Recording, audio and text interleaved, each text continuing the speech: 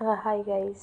তো আমি অনেক দিন থেকেই চিন্তা করছিলাম যে একটা ব্লগ বানাবো, কিন্তু কোনোদিনও বানাইনি। তো ভাবলাম আজকে বানাই। এইটা আমার একটা ছোট্ট বাগান, যেটা আমি আপনাদের সাথে শেয়ার করব।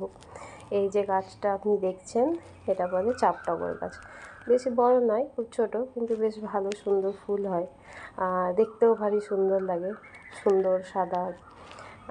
এই দিকে হচ্ছে আমাদের খুব অল্প সংখ্যক কিছু গাছ আছে, যেগুলো আর কি রেখেছিলাম। এই যে গাছটা, এটা হচ্ছে নাগচম্পা। এটা আমি আমার দিদার বাড়ি থেকে এনেছিলাম, এই রিসেন্ট লাগিয়েছি। জানি না হবে নাকি, দেখা যাক কি হয়। এই একটা ছোট্ট বাগান, খুব অল্প পরিমাণ গাছ আছে, খুব বেশি গাছ তো নেই।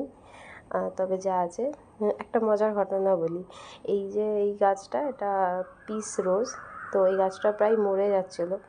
তো খুব কষ্ট করে যত্ন নিয়ে এই গাছটাকে রেখে ফাইনালি দেখছি এই গাছে একটা কুঁড়ি ফুটেছে।